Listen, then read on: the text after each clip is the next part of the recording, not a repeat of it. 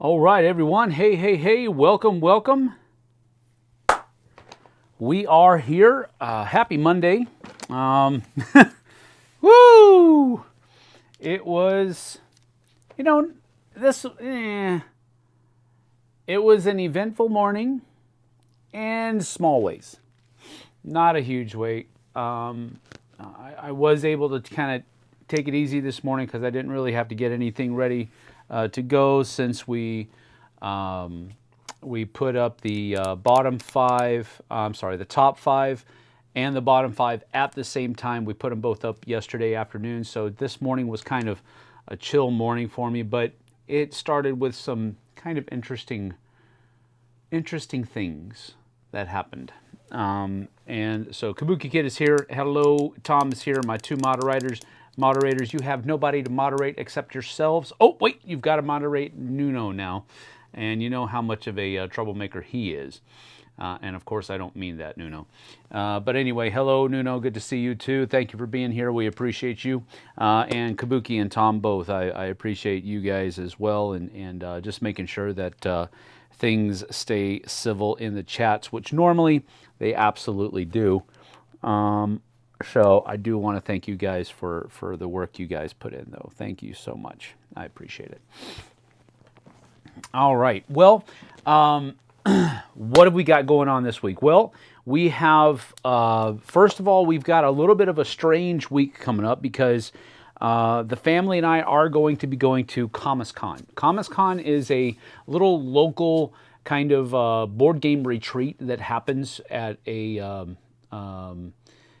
not really it's a Christian camp that's up in the mountains, and it's called Comus Meadows Bible Camp. And a lot of the local churches use it for like youth group retreats and youth camps and that kind of thing during the summers and the spring and all that kind of stuff. Well, Daryl Wilkes, he's the guy that runs his code name Scruffy. He's the one that runs the place, and he is also a board gamer.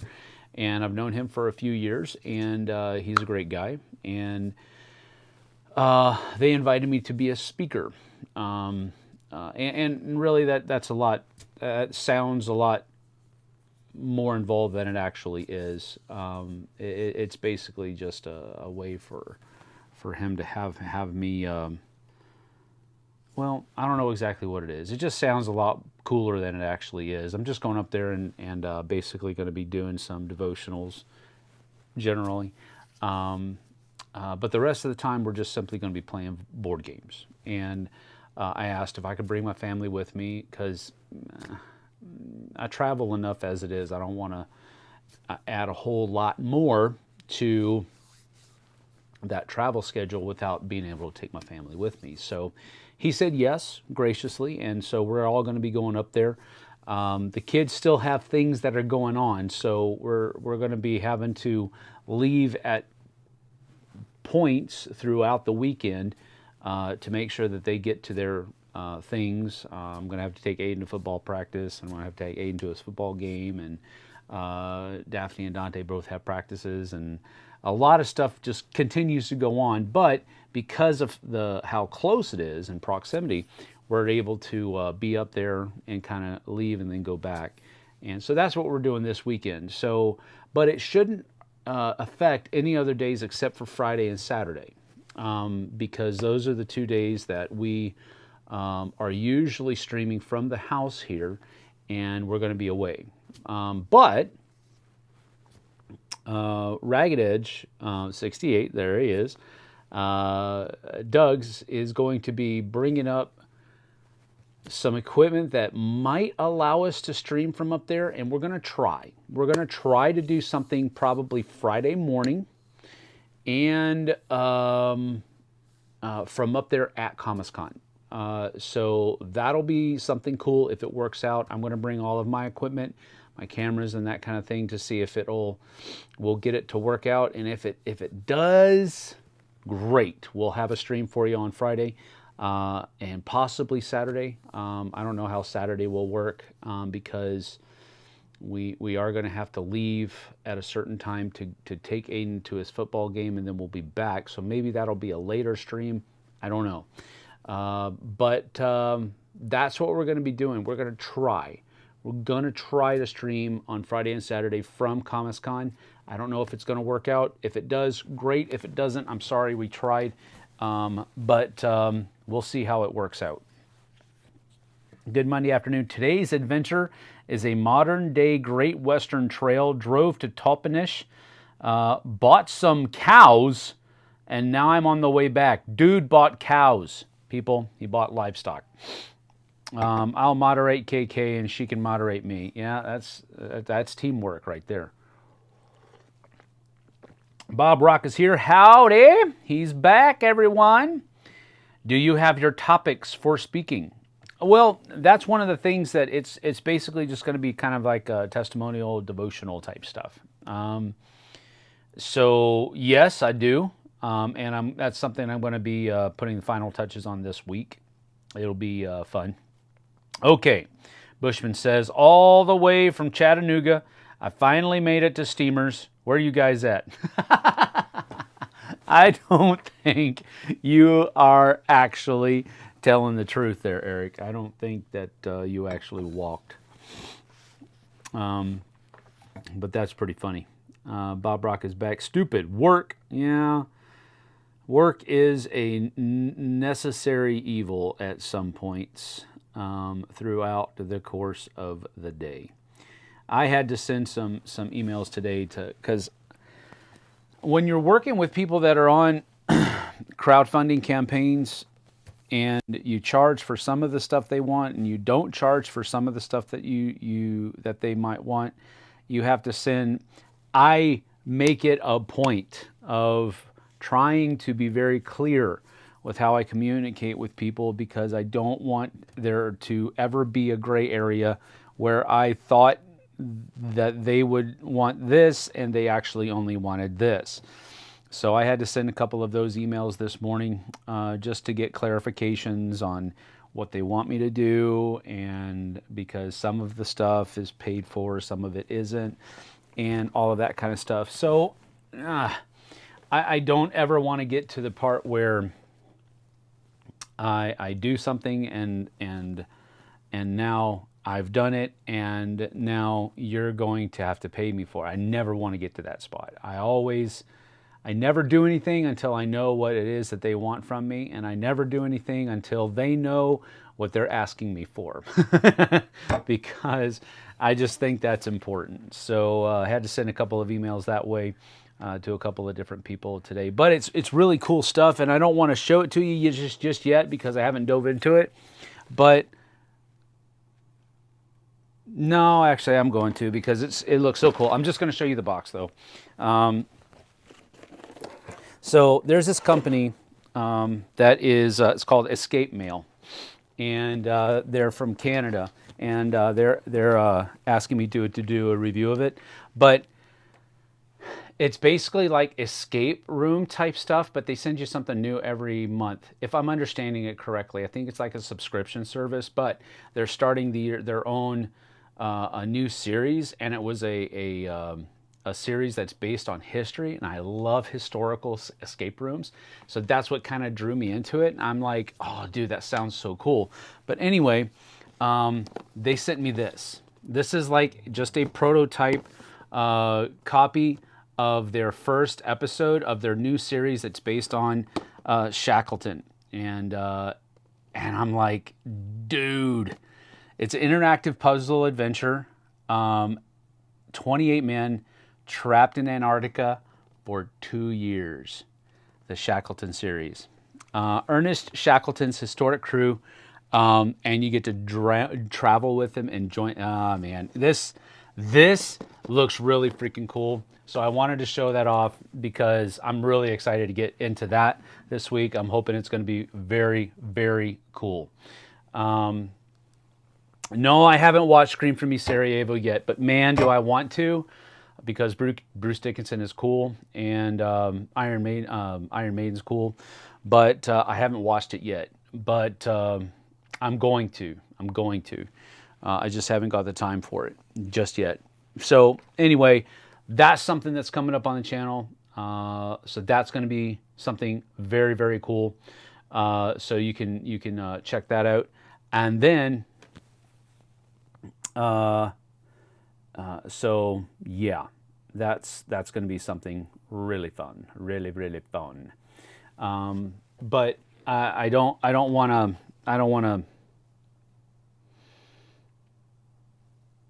Oh, it just looks so cool, man. And it's definitely prototype box. You know, I can tell that they like printed these sheets out, what the back of the box is going to look at, and then they just taped it on here. But oh, it looks so cool. I can't wait to get into it. The artwork was just like really nice too. It was just very stark. Not what I was expecting. I don't know exactly what I was expecting, but that artwork on the front of it, I wasn't expecting that. So that was really cool. Yes, I know. Yes, I know, Bob. I do know that. So yeah, no, I'm not going to spoil anything, Jesse. Jesse, you're supposed to be working. You are supposed to be at work. So the kids are probably sleeping, though, at this point. Yeah, they're probably sleeping. So, okay, you can watch. I'm not going to spoil anything. I'm not, but it looks really, really fun. It's for 1 to 4 players, 8 to 12 hours, ages 12 and up, and it's historical fiction. So it's based on history, but it's probably got some weird stuff up in there. That was meant for Sam. Yes, I know. But yes, don't spoil anything either. We also just had a... So that's coming up. I'm diving into that this week, but the review is going to be probably next week. I don't think I'm going to be able to get the review of this done this week because, like I said, 8 to 12 hours. It's going to take some time to get through it and play through it. But I don't know if that's just because they only sent me episode 1. So I don't think that episode 1 takes 8 to 12 hours, although I don't know because I haven't really got into it yet. But that's coming up. That's coming up in the very near future. Their Kickstarter campaign is coming up on the 7th of May. So I do have some time to get the review done. And I don't want to rush it.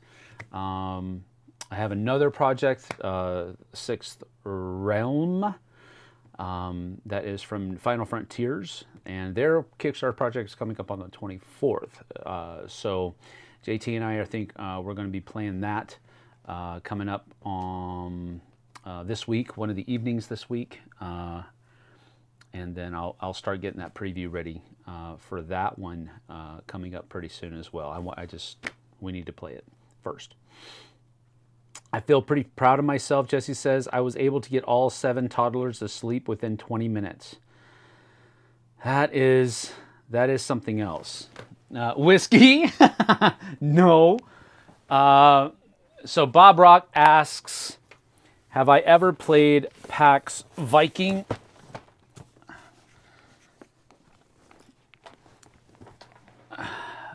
No, I haven't. But I do have it. So I just haven't played it yet. It is, it looks really cool. It's 20 minutes per player, 1 to 6 players, 14 and up. I just haven't got it to the table yet because I haven't got it to the table yet. That's just the long and the short of it. But yes, I do own it. Oh, I'm sorry, puppers. I do own it. I just haven't played it yet. I have a mystery game coming. I got a notice from AEG that my Kickstarter shipped, and I can't remember what game it is. Huh, that's funny.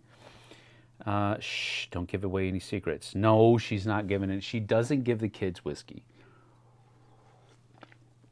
She's just really good at what she does. Looks great, but I'm afraid of PAX games.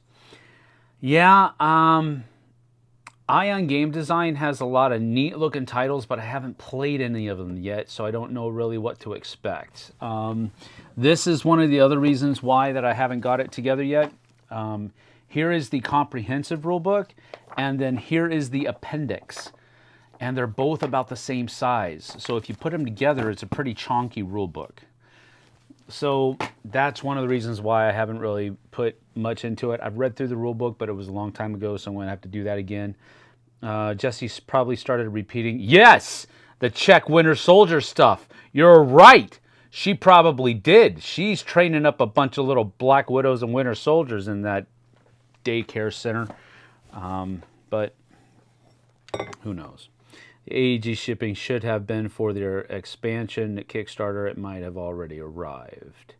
Ah, cool. I do own PAX Viking, though. I just haven't got it to the table yet. Speaking of arrivals, however, since you guys are going that route, we did get another package in the mail today. And I'm going to break out my trusty grapefruit knife. Tom says he already got that last week. Maybe they are late with the notification. Yeah, maybe. But last week, we played a couple of pretty neat games on the channel from 25th Century Games, and they were gracious enough to send us some of the expansion materials for those games. So I wanted to go ahead and... Ooh! This isn't just expansion materials. This looks pretty cool. All right. Jeffrey Allers. Yes! I love Jeffrey Allers as a designer. Ooh, this is the deluxe edition of a Donut Shop. Ooh. Ooh. As the newest hires at the local bakery, you have been assigned to work with the hottest selling items, the donuts, by Jeffrey Allers. Great dude, by the way, Jeffrey Allers is. But cool. Here's the rest of the expansion stuff. So that, this, and we have some of the deluxe components for the what was it? Color Fields. Some of the deluxe components for Color Fields. So they sent that to me. Thank you, Chad. So that is one of the things they sent. And then more of the community tools, a little expansion pack of more community tools for Color Fields. Score 5 extra points for each patch of at least 3 tiles. All turquoise edges are wild. All coral edges are wild. All navy edges are wild. All lemon edges are wild. Only non-matching tile edges score points. Surrealism. Well, that's an interesting thing. During scoring, tiles that are matched do not score. Tile edges that are not matched score as if they were matched. That's interesting. So those are some more cards to add to the community tools deck in Color Fields. So that's interesting. A couple of things there for Color Fields. So awesome. Then they also sent some more stuff for French Quarter. And that's pretty neat. 2 of the things we already have. So this one we already have. Vacation deck. So we have the tourism expansion. It has so we shuffle these 12 vacation cards and deal 1 face down to each player. Return the remaining vacation cards to the game box without revealing them. So I'll go ahead and put it down on the second angle real quick so you can kind of see what these are. So, okay, all right. This is actually a good idea for this game because it gives you a silent group of things that you're trying to do. So you map these 4 buildings, and each one gives you 4 different buildings, and this just scores you 8 more points at the end of the game. So you have the music scene, Madame Leah's Lounge, the Voodoo Jazz Club, Home of Blues, NOLA, and Jackson Square, or the Foodie Life, where you go to the Fishbowl and Pizza Factory, LJ's Public House, Po' Boys on D, and the Beignet Cafe. So that's pretty cool. That's a cool idea for this game. So you basically shuffle them and deal one face down to each player. Return the remaining vacation cards. Every vacation card lists 4 buildings. You've got to map those buildings to complete your goal. You may look at your own vacation card anytime. For most goals, it does not matter which die values you use, but some goals require specific die values. Huh, that's interesting. Wonder which ones do that.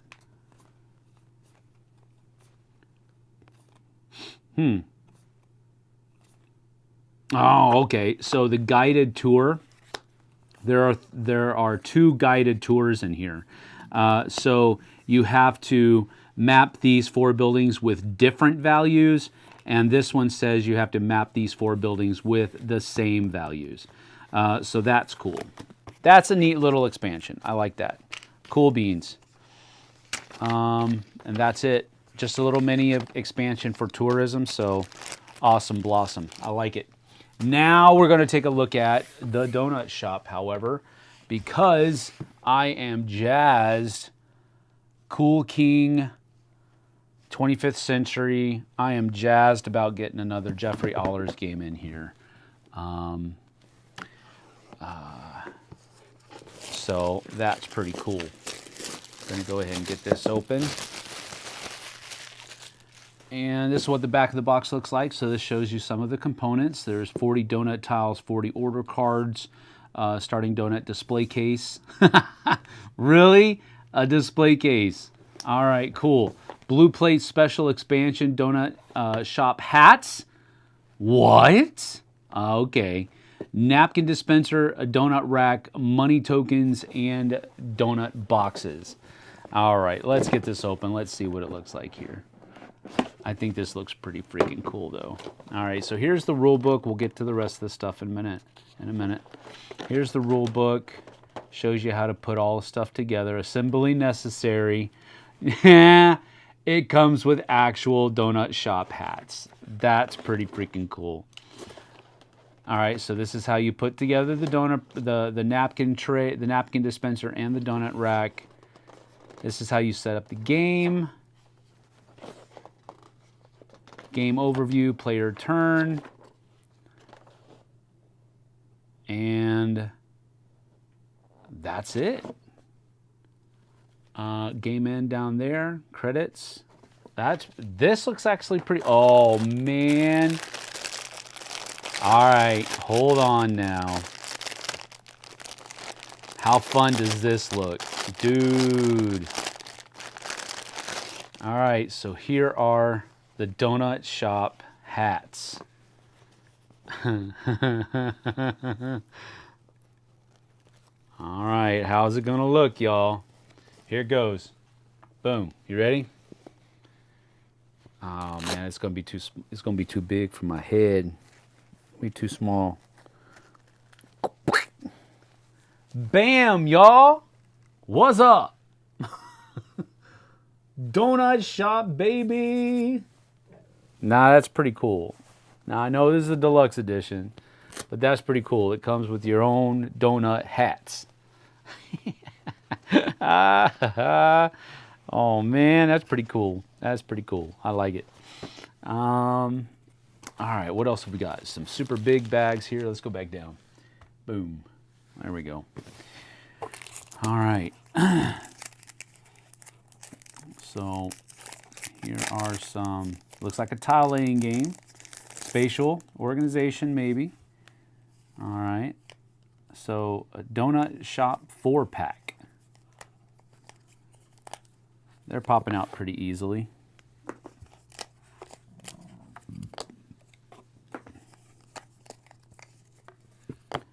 I have to admit, I had a donut this weekend, and it's the first donut that I have had in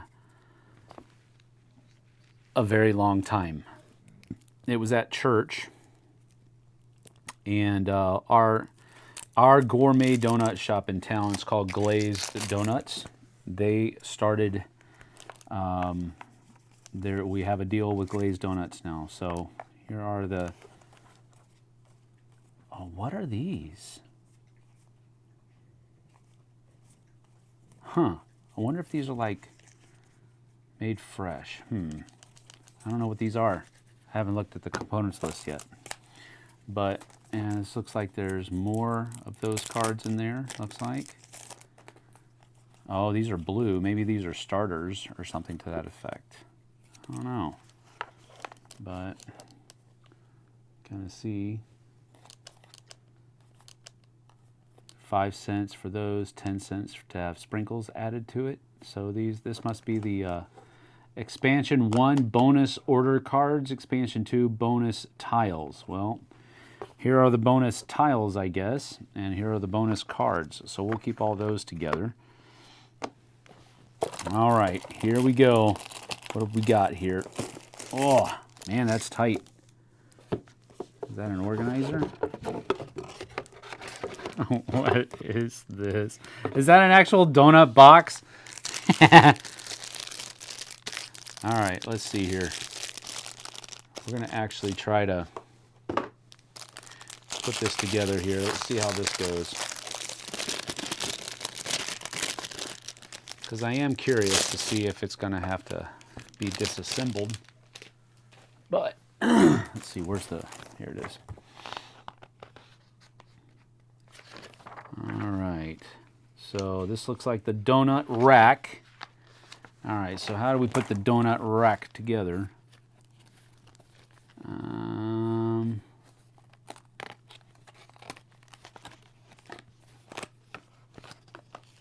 right. This is another thing that the grapefruit knife comes in handy for, is punching out these little guys. Deftly. So there's that. Strider, stop it.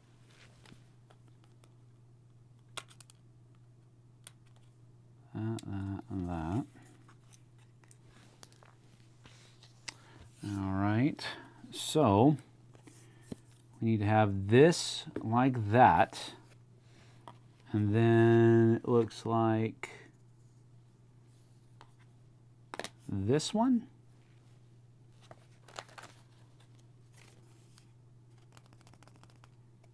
Yeah, it looks like this one. This one's going to go in there next, but let's punch all these guys out first. Who knew that you were going to be watching an assembly video when you showed up for Fireside Chat? Who knew? Jesse probably started to repeat, yep, that's right. I'm going to try to catch up here a little bit. And they said, as much when I asked about it today, they just got notification in from warehouse. Oh, okay. Unboxing. Love unboxing. I'm hungry now. Where did you find your knife? I don't know. This is Jesse's knife that I think she just had from somewhere. I don't know. We just had it in the house. So let's see here. This should go up like this, it looks like, into that little thing. But that doesn't seem right. Maybe it is. I don't know. But that goes there like that, I guess. Yeah, boom, boom. This is up like that. And number 2, that little thing is this thing right here, it looks like. And this little thing looks like it goes like this. But should it be upside down? I don't know.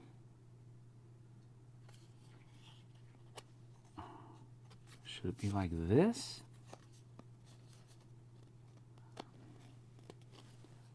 I'm guessing it's probably going to be like that. Then this has got to go in like this, I think. Oh, it don't fit quite right. Oh, there, yeah, it does. All right, so that goes there like that, I think. And the other side goes in there.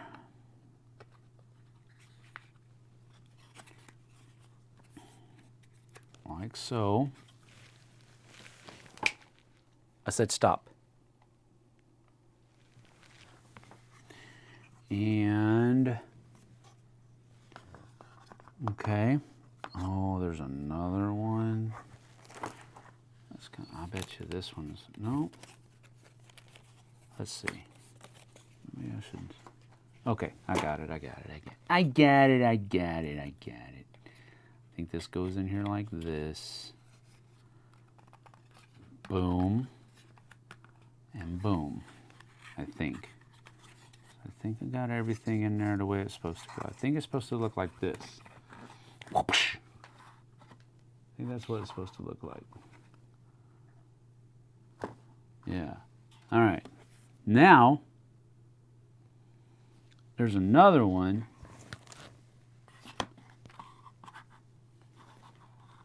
It's supposed to be this one.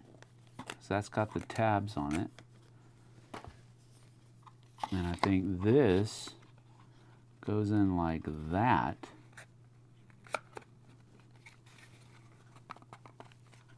Boom. Boom. All right. So I think that goes on there like that. Then the actual donut trays go on here like this. So that's your, did I do it right? Let me see. Let's check. Yep, looks like I did it right. There it is right there. Boom. Cool beans. All right, super duper. Next is the napkin dispenser. And that's this guy right here, it looks like. So we need to take that thing out first. And, bunch, bunch, and punch, punch,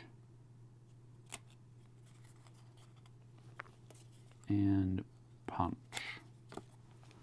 All right, so that one's done. Take one. Then it looks like this thing comes out. And we are supposed to flop this like this. It looks like this goes in here. Then that goes up here, and I bet you these fold.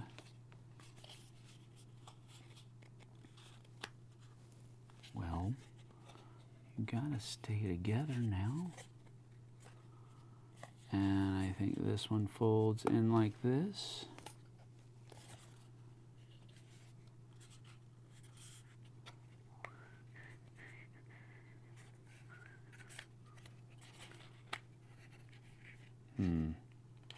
That was a little bit of a tight fit there.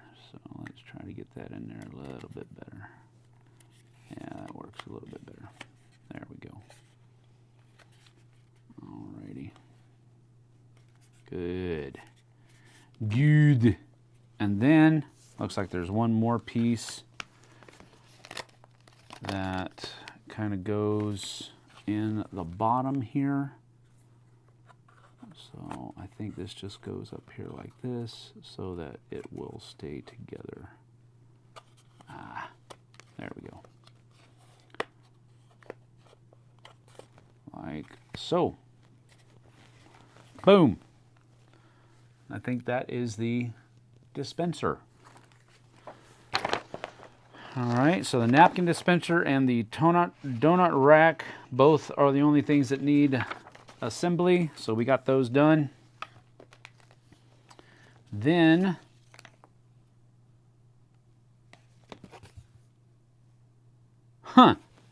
there are 9 packs.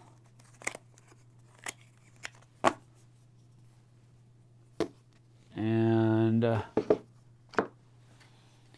there are 4 packs, which are 20 cents.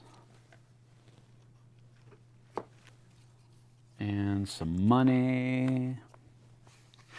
So these are pretty cool looking. There's a 1 dozen packs, which are 60 cents. Can you imagine paying 60 cents for a dozen donuts? I remember I thought it was cheap at Dunkin' Donuts when I could get 12 for 10. But anyway, more punch outs. And you have 8 packs that are here. Cool. Money coins.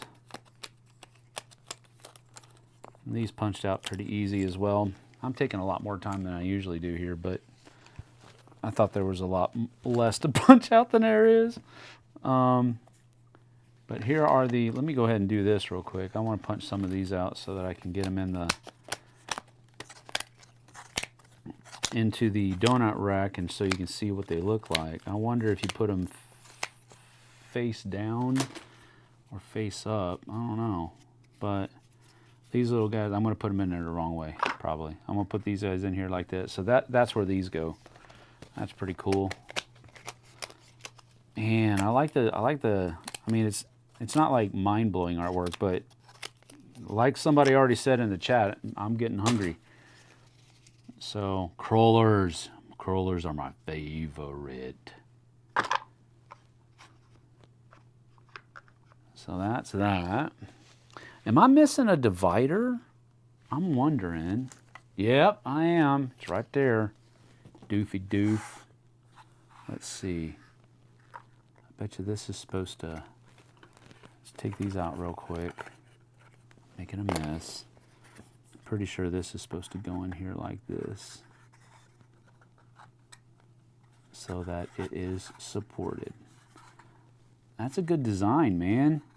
That's really good design. Super supported. Then you have a little bay for each of these things to go into, and it's real nice and snug. I like that. These are probably in there upside down. I imagine you're not supposed to see what's on the top, but it could be the other way around where you do get to see what's on the top. Just depends. Ow.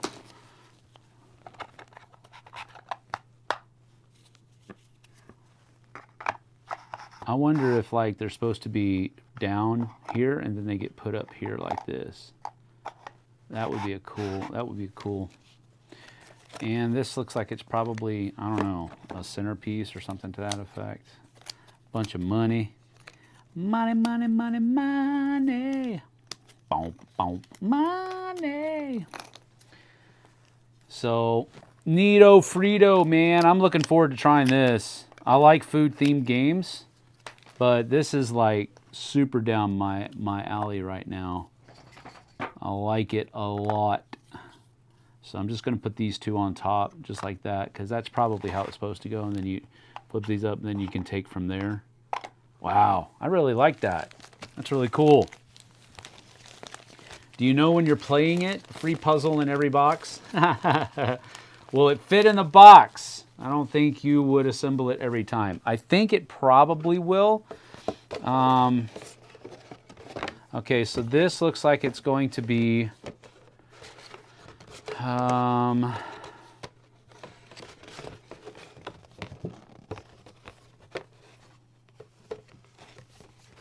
why is this? Okay, I got it. I was like, why is this confusing me? It goes down my doof. That's why. All right, so it looks like, oh, maybe I got to put it in there the right way. How? What? Yeah, this is the box. All right.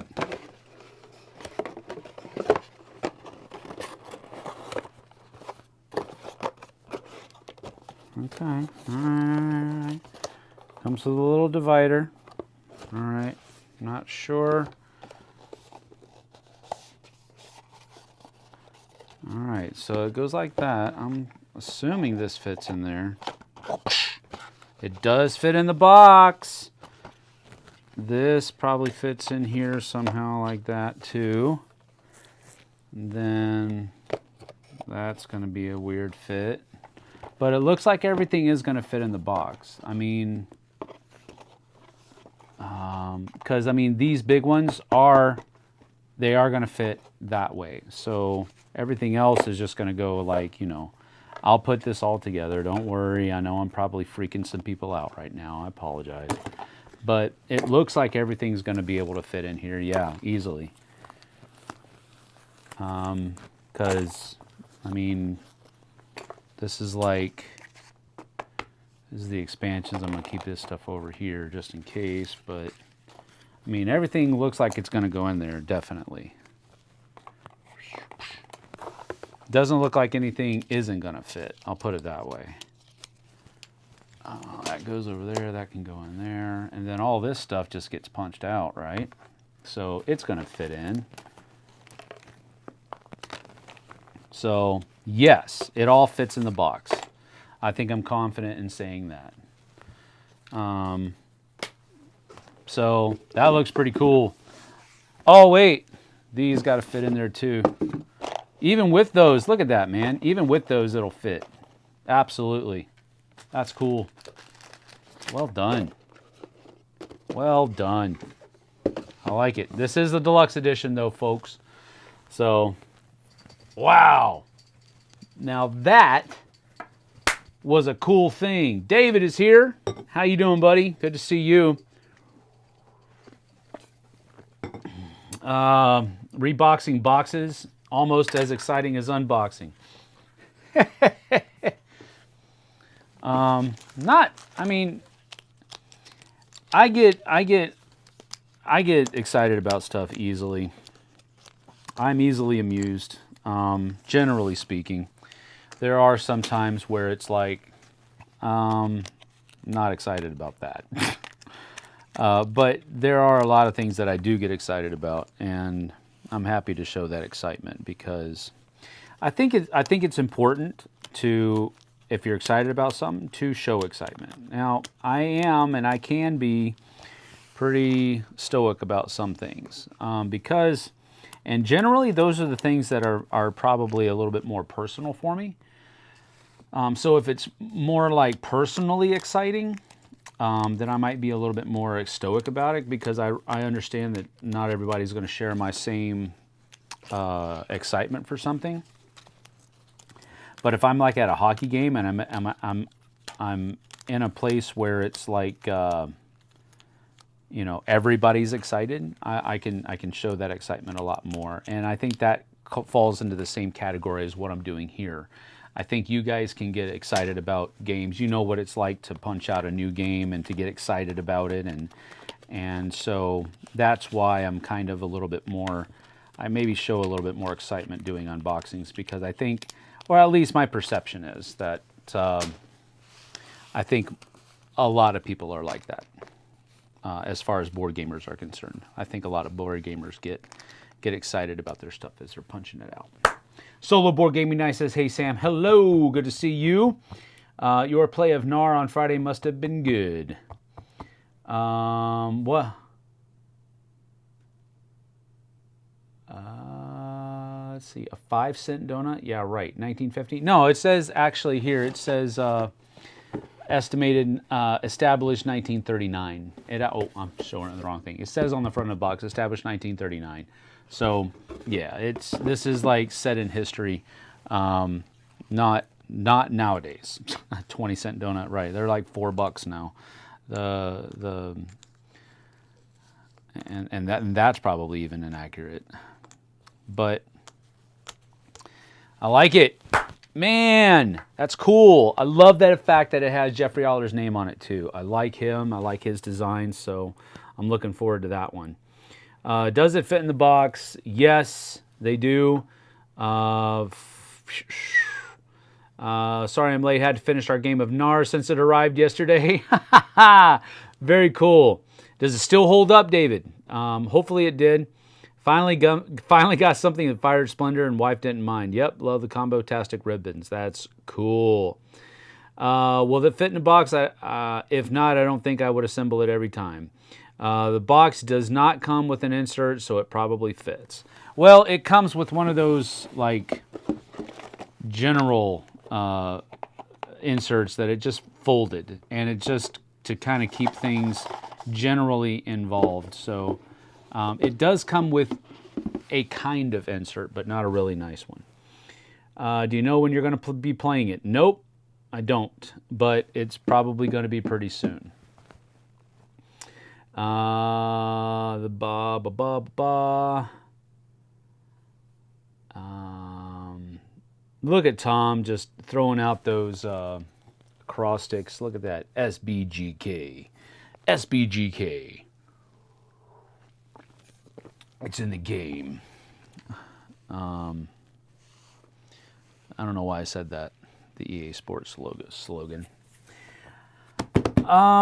So that was a really cool unboxing, actually. I love it when that happens.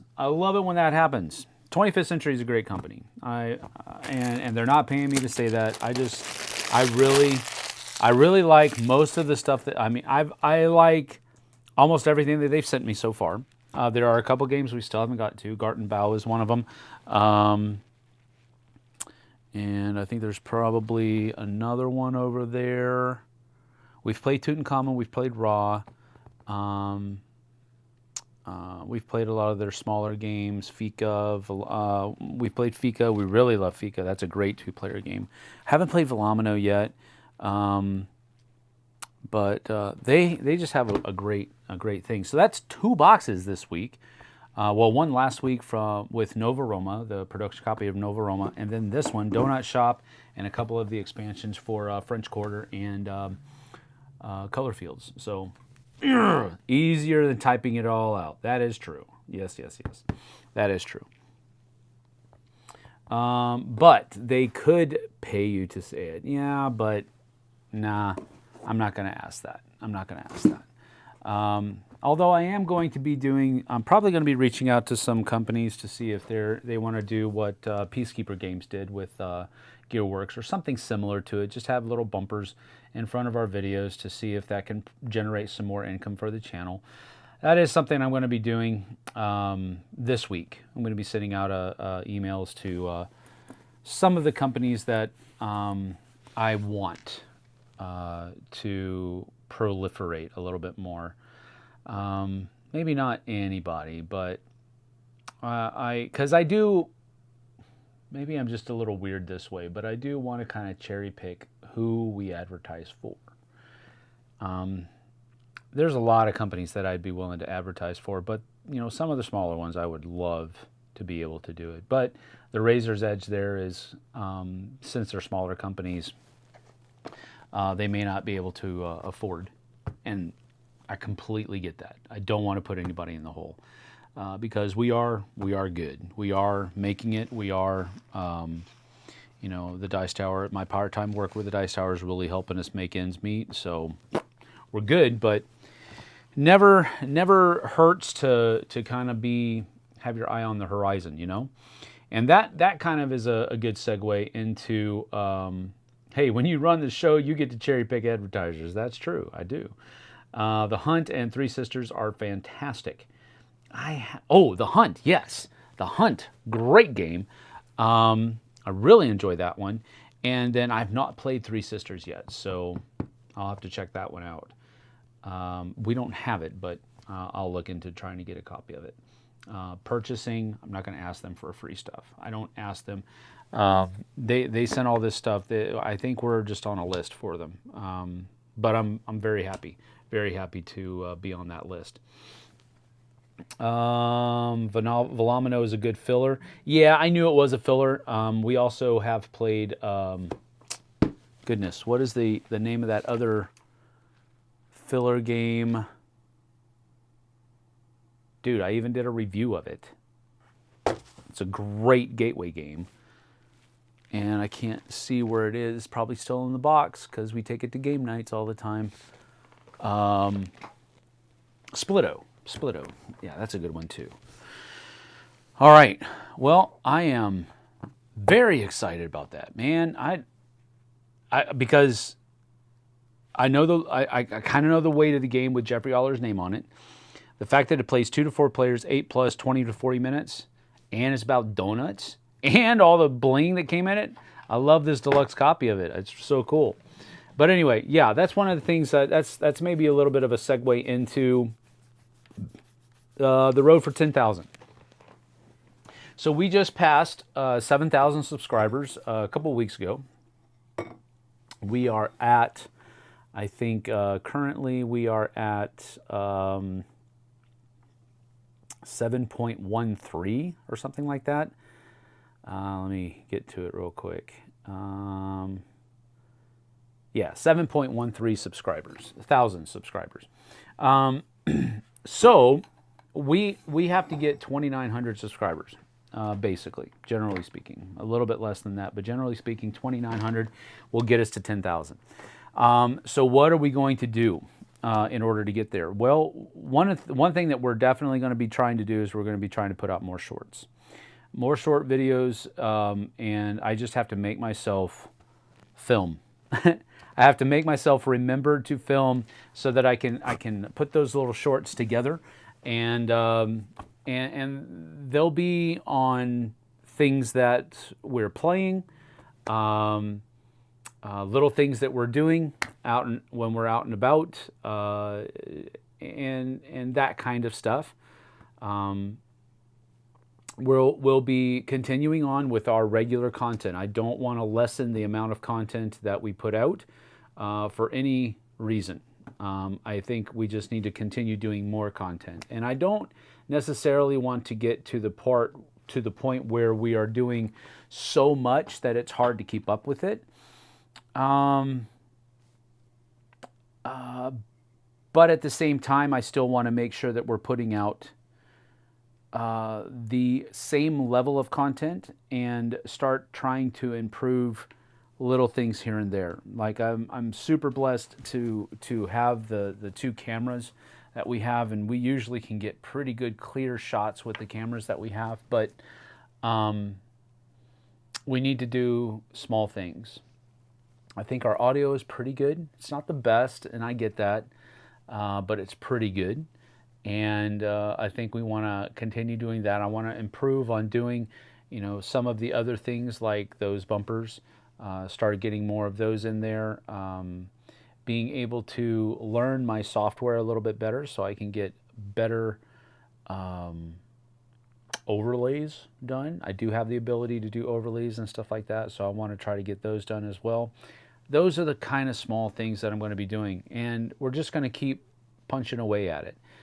I think part of the thing that we need to really do, though, is to get our marketing engine going, and we really haven't yet. We just haven't got that done. I'm not when I worked in the marketing department, I was really kind of a grunt. I wasn't the person that knew how to do. I've never been to school. I've never learned any, I haven't taken any classes on marketing. I don't have any of that. I don't have that baseline of knowledge that marketing people have. So anything that I do, it's like, oh, well, I know so-and-so tried that once. Let's see how that works. And that's going.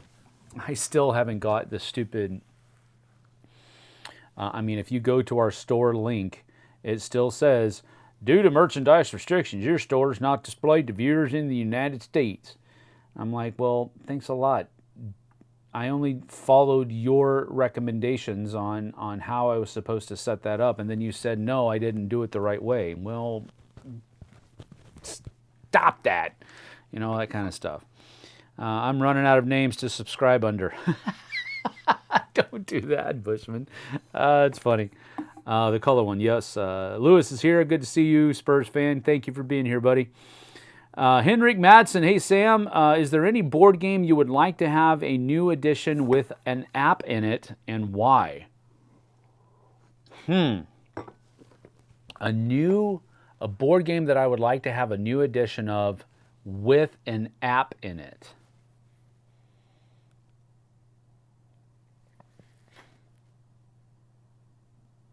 You know what would be cool? And hopefully Lance will see this.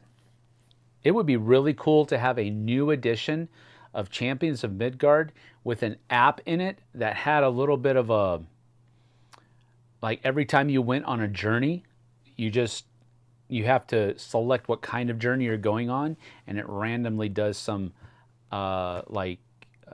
adventure theme, capture the theme kind of narrative in there. I think that would be cool. Maybe have some Viking music in the background. Maybe have a scoring mechanism that helps you score things that it tracks the game for you. But I mean, scoring isn't in Champions of Midgard isn't that difficult, I guess. And there's a lot of odds and ends that you would have to probably try to. That might be too much. I don't think that would be the right kind of game to have a scoring mechanism in an app. But I think, a little bit more of a setting the mood type thing, that would be a cool thing. What else?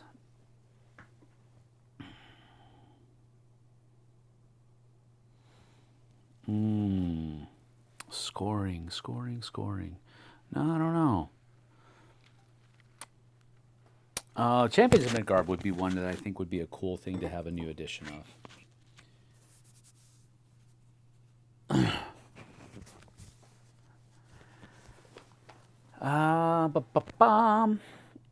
You will make it 10,000 in no time. Well, again, I never want to assume things. It does continue to go up, much to my amazement. And I'm very appreciative. I'm very humbled. And I mean that. I'm not just saying it because I think it's what people want to hear me say. I really am, because at the end of the day, I'm just a dude that is playing games that he enjoys for the most part, and putting together lists with my buddy and playing games with my wife, and that's all we really do. I spend, doing live Q&As and stuff like that. So we're not like totally polished at all, So there's, I hope that we're drawing the right crowd. That's my main thing. I don't necessarily want to be. I don't necessarily want to be that channel that everybody says they are the best, because I'm not. But I would absolutely love to be that channel that says, they're the realist, if that makes any sense, I watch them because I feel like I know them. I feel like they're my buddies. They're my friends. That's the kind of channel that we want to be, and that's the kind of crowd that we want to draw. So you'll make 10,000 in no time. I hope we do. And we've got some cool things planned for when we do, because I think we will eventually make 10 grand. I mean, not 10 grand, 10,000 subscribers. Boy, making 10 grand. That would be nice. But shorts of your game nights. Yeah, that's something. And again, Jess took some pictures, so I'll just have to get I'll have to get those from her. I can post that. But I also like moving pictures as well. So, but yeah, that's actually something we could do, Tom. Thank you for that. Hey, Slam and Sammy, saw your vid on the Dice Tower. Good to see you. Good to see you too, Flesh to Dust. Thank you for being here. I appreciate that. Vlogs of con experiences or game nights. Yeah, that would be awesome as well. Vlogs at cons, and I've talked about this a little bit before. Vlogs at cons for me, sometimes they're super organic and sometimes they're super cringy. And because they can sometimes be super cringy, I usually try to shy away from them, because I don't want to be that guy that's at the table that's making everybody kind of put on their best whatever. So yeah, one guy 777, thank you for your contribution. I appreciate that so much. Thank you. And you're like super always coming in and doing that, so I want to thank you for it. Thank you so much. Driving the bus, just listening. Well, thank you for listening. I appreciate it. For some reason, the Dice Tower of the last top 10 was different from FOBG and Dice Tower. Don't know if anyone noticed that. Dice Tower audio was different. The one that just came out on Sunday, let me know about that, because I'll go back and check it out. I may have done something unknowingly that made it sound different. So let me know. Was it a channel thing where it was just coming out of one channel on one and it was coming out of both on the other? because I may have forgotten to change, because we have our microphones going into one channel in the camera. It'll only come out of, I think it's the right channel and usually what I do to circumvent that is I change it to dual mono. So I may have forgotten to do that on one of those videos because I was trying something new where they both went up on the same day, and I am going to try to start doing that for a couple of weeks to see how viewership changes, if it changes, but we'll see. Champions, tomorrow's Totally Tubular Tuesday title. Maybe. Yeah, I think I said we were going to probably do that. I'm going between that and Tannhäuser, but probably Champions would be the better one to do. But I need to do a little bit more back research and read the rule book again for Tannhäuser. But Henrik Magnus says, I was personally thinking Eldritch Horror with an app telling the story cards and replaces all the spells in the app with negative effects that they have instead of switching cards all the time. That's a cool thing. Let the app control the monsters. That's a cool idea as well. I didn't really notice, and I watched them back to back. I'll have to go back and listen more closely. Thank you for doing that, guys. Let me know. Hi, Derek. Sam, what are some of the takeaways you could say you've had from being a Dice Tower contributor? Perhaps things that influence your own channel? Tough question. No, not really a tough question. That's absolutely free game. One of the things that I think takeaways.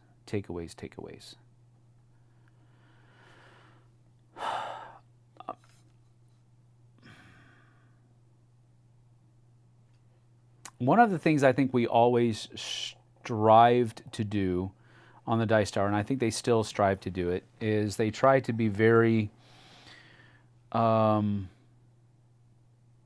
natural. And it was never really about saying the exact right thing.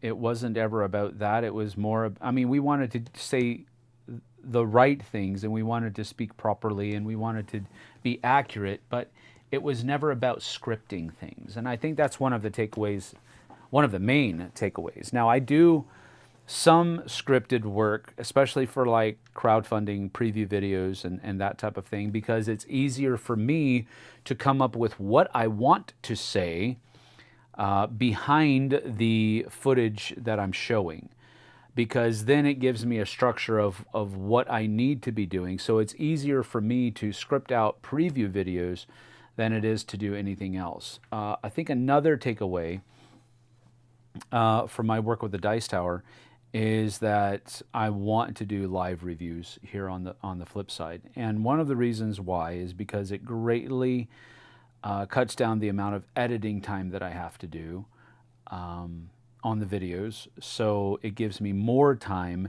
to do the other things that I want to do with the channel, like the higher number of playthroughs, the higher number of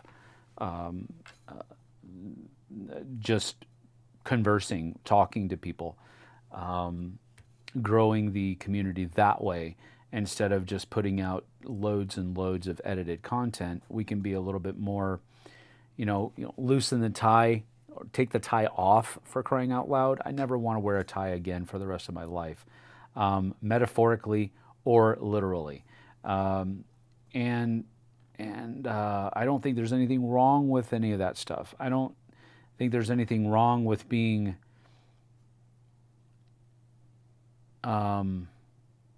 having videos that are super polished and super scripted and super to the point. There's nothing at all wrong with that. I'm just not good at it.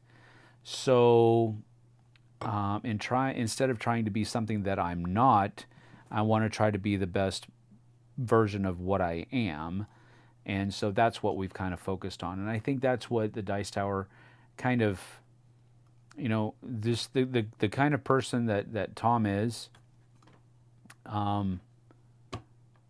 and me being his buddy for so long, I think that kind of just grew naturally on me.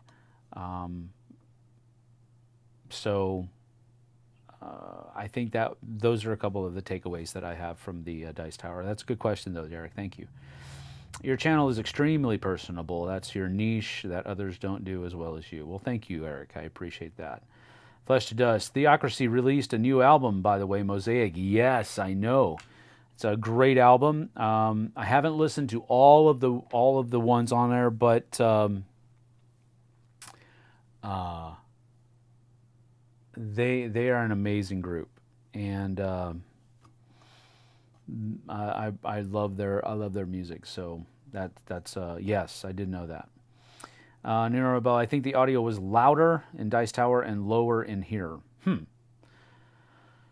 Well, usually what I do, I already explained what I did as far as putting it on dual mono, and then what I usually do is I click up our track to positive 3 decibels, and I do that before I edit everything out. Maybe I forgot to raise it on those 3 decibels before I started splitting everything up, and I just didn't realize that I didn't do it. That could be it. But I don't know that you would notice 3 decibel difference. So I don't know what happened there.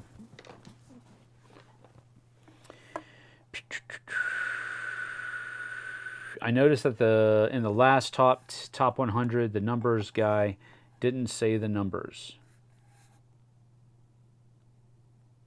The numbers guy didn't say the numbers.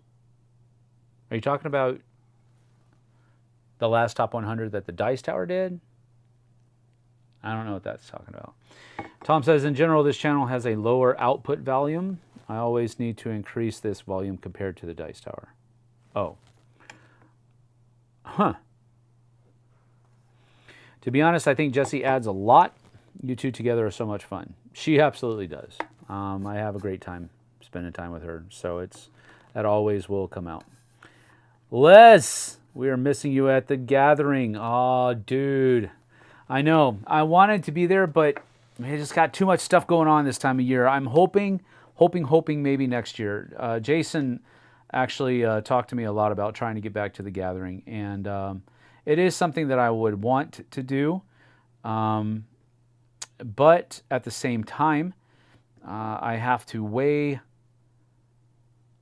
a lot of different things on that, and it's nothing personal against anybody. It's just it's literally travel time. It's literally travel time. So I'm already going to 3 conventions that I'm not going to be able to take my family to: PAX Unplugged, Gen Con, and the Dice Tower Retreat. So that's 3, probably less than a week, but if you want to round up, that's 3 weeks I'm going to be away from my family. And I don't like being away from my family. So that's just the way it goes. I am going to be able to take them to Dice Tower East. I'm taking them to Comic-Con this weekend. So I do have to be careful with that. And I'm trying to be very vigilant about guarding my time with the family. So, yeah. But I am missing the gathering as well. And Les, I am going to get your video up. Probably going to use it on Saturday this week. Les is a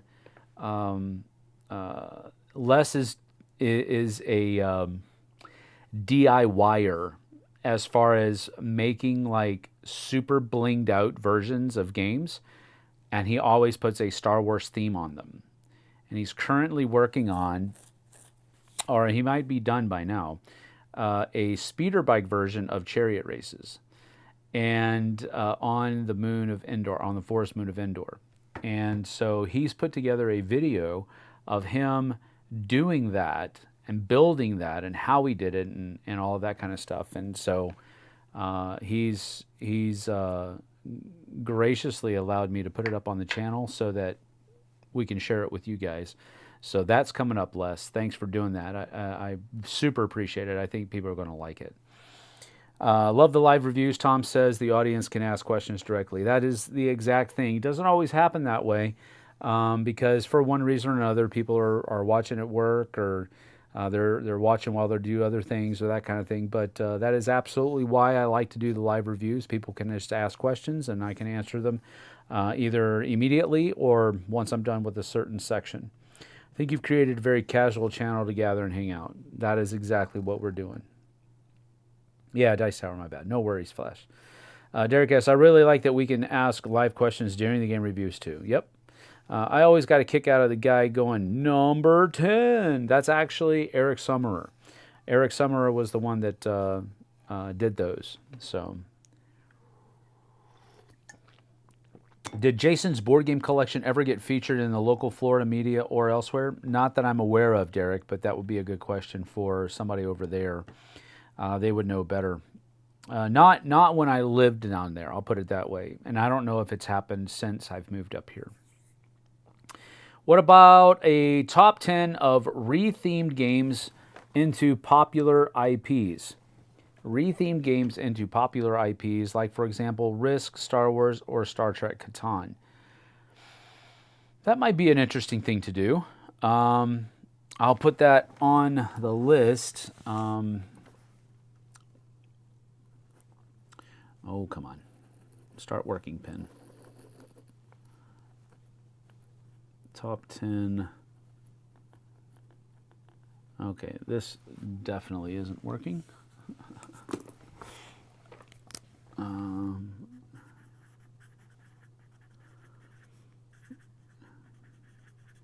To popular IPs. All right, that's a good idea. I remember Dice Tower doing a video on it at some point. I just don't recall when.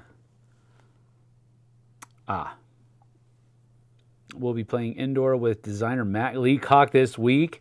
Oh my gosh. That is cool. That is so cool. Now I really wish I was there. That would be so fun. To watch Matt play a game that was blinged out that he designed with a different theme on it. That would be so cool. Where's the convention this weekend? I'll leave from Steamers. Eric, you're too funny, dude. Flipside is the only channel I've ever engaged with in a chat. Feels like hanging out with the local board game cafe. That is awesome. That's exactly what we're going for. Thank you, Doug. The countdown guy was a different guy from way back. That's true. But then Eric would emulate it when doing live shows and whatnot. Oh, okay. Well, I didn't realize that. I thought it was always Eric. I have no memory of that guy's name, though. I remember he was interviewed once for the Dice Tower way back on the podcast. Star Wars Risk is a good game. Yeah, it is, actually. I've got it right over there next to Risk Legacy. IPs. Little House on the Prairie, Twilight Imperium. Eric.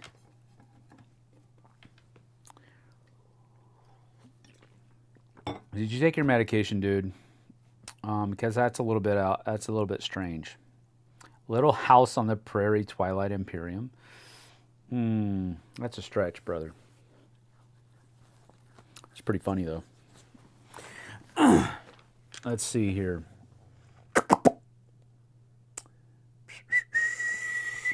Yeah, I do remember that the Dice Tower did a video of Jason's collection, but I don't know that it was ever...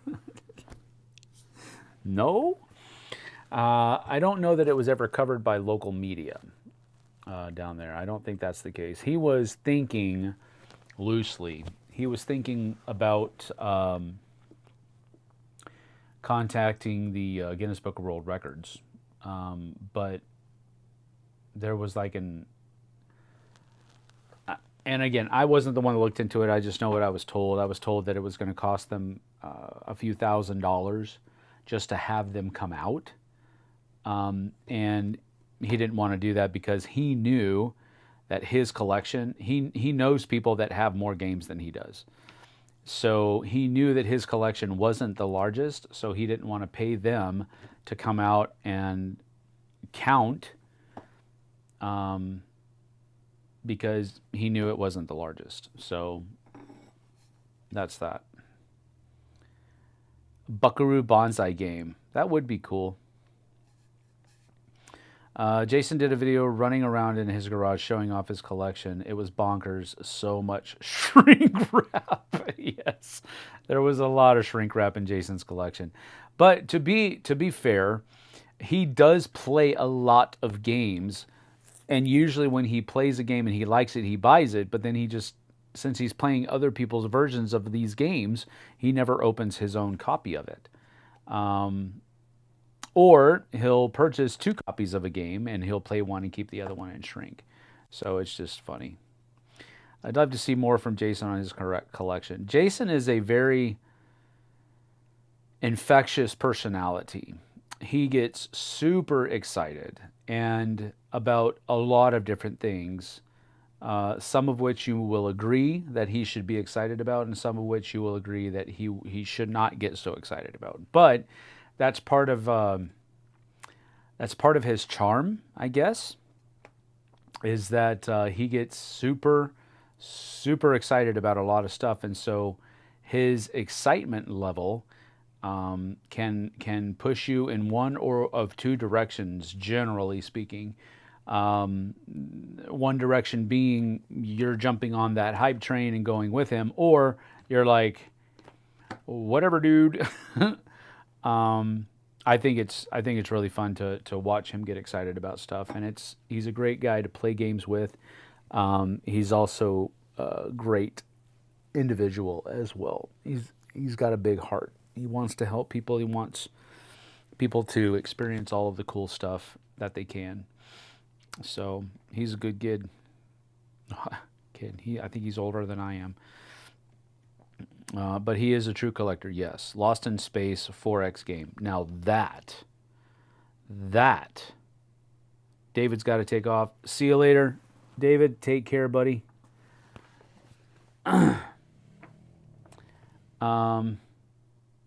Lost in Space 4X. I don't know why it would be. Well, I guess that would be a cool thing to do. Especially if it's themed with the new IP.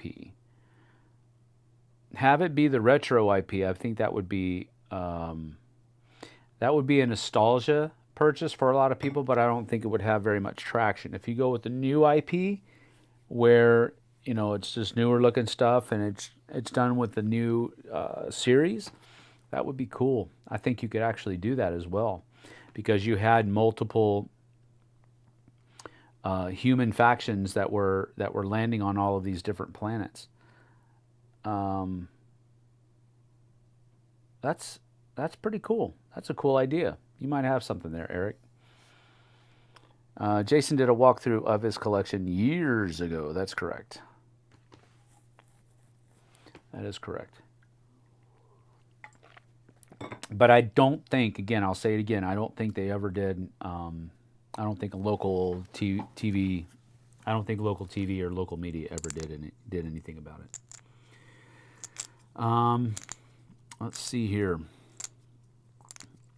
But anyway, as we're growing the channel, which I sincerely hope that it continues to do, and we'll continue working towards that end, we are going to be doing a cull and of the collection that's in here, because quite frankly we do need to get rid of some of this stuff because we've just got too much of it, and we don't have as much space as we want. But anyway, we're going to that's part of the things that we're going to be doing. We're going to be doing a 24-hour marathon, and during that marathon we will be giving away a bunch of stuff. And most of it will probably just be games that I'm culling from my collection, and we'll make little packages out of all of them and enjoy it. Enjoy doing that. We like sending stuff out to people. We love doing giveaways and that kind of stuff. Send it my way.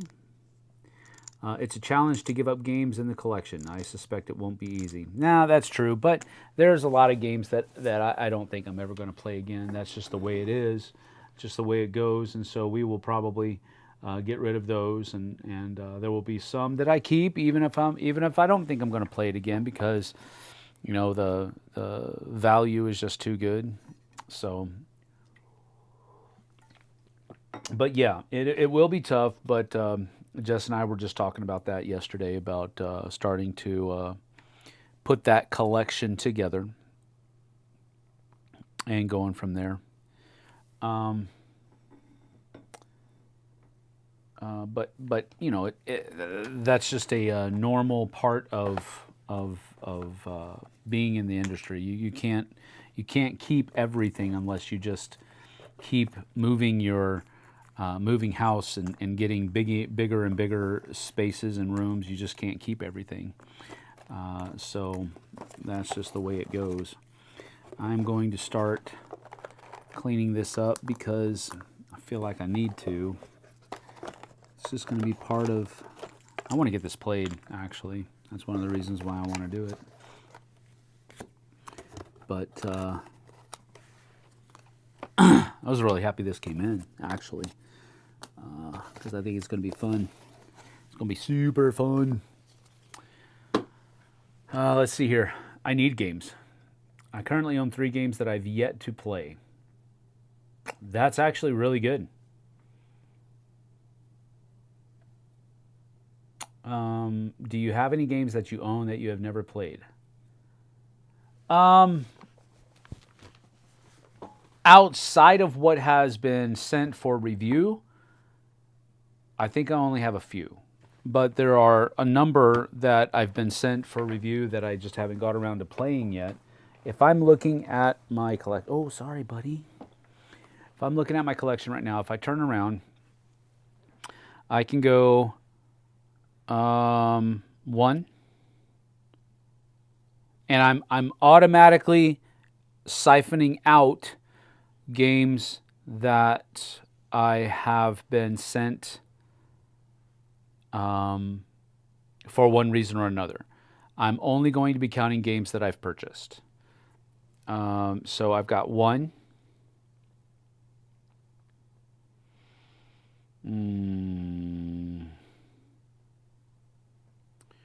2.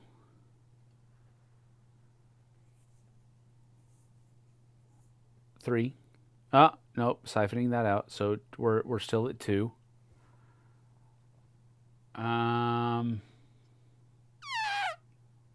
3.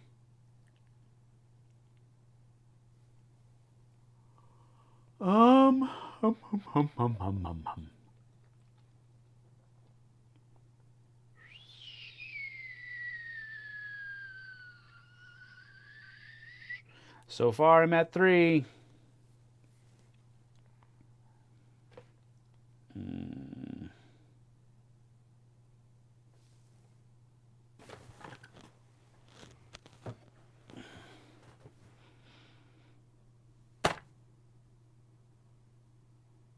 4.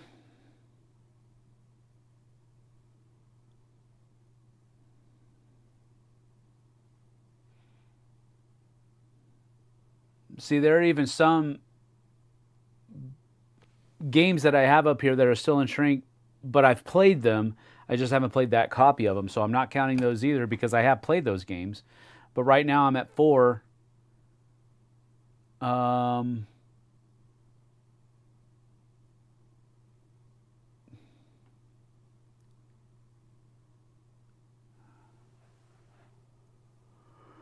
5.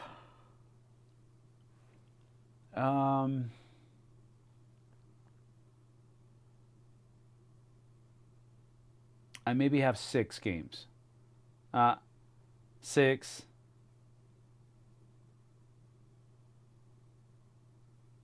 I'll even go +1. So I'll go 7 games that I have in my collection that I've purchased that I haven't actually played yet.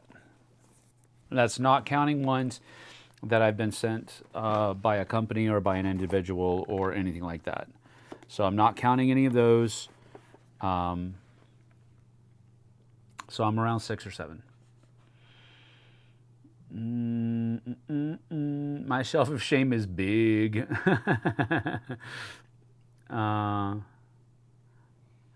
I try not to buy or back more games until I played all the games that are still in plastic, but it's not easy. It's definitely not easy.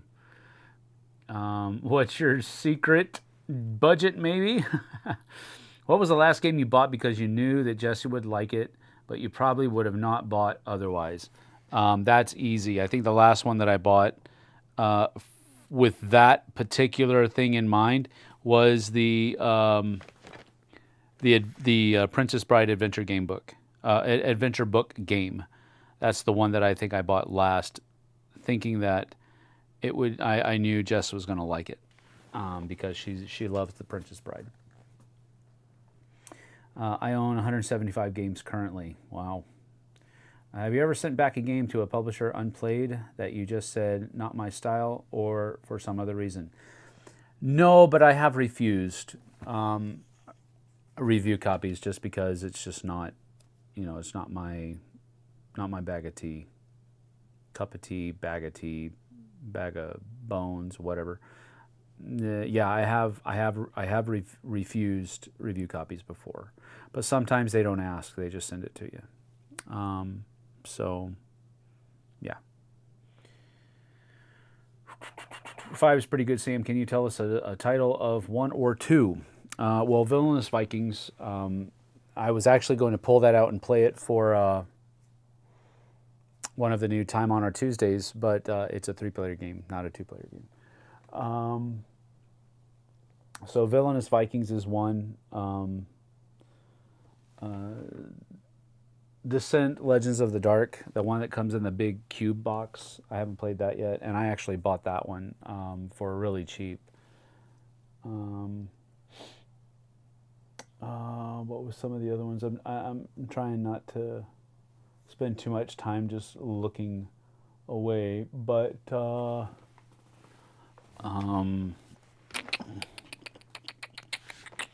another one is Trial of the Temples from Emperor S4, and another one is Bosk, B-O-S-K. It's by Floodgate, but it's designed by a buddy of mine, so I wanted to do that. Another one is called Sorcerer City. That one I bought. It's from Druid City Games, I think is what they were called. That's another one I bought that I just haven't played yet. And San Francisco by Rebel Games. Let's see here. Budget makes sense. I had this strange idea years ago to start designing games, which limits my time to actually play the ones in my collection. Yep. Maybe you could live play one of them. Yep, I could. I absolutely could. FOMA is board gaming business model. FOMA? Fear of missing. Oh, FOMO. I see. Star Wars Bounty Hunter. Did you ever think Tom was a bit crazy to think he could quit working to do board game reviews live? YouTube wasn't like it is now 20 years ago. Well, I never doubted him. If I can put it that way.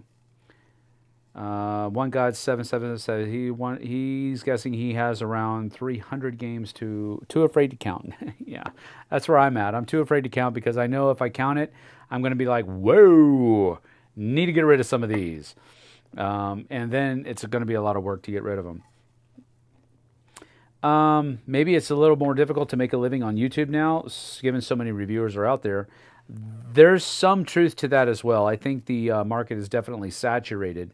I would imagine.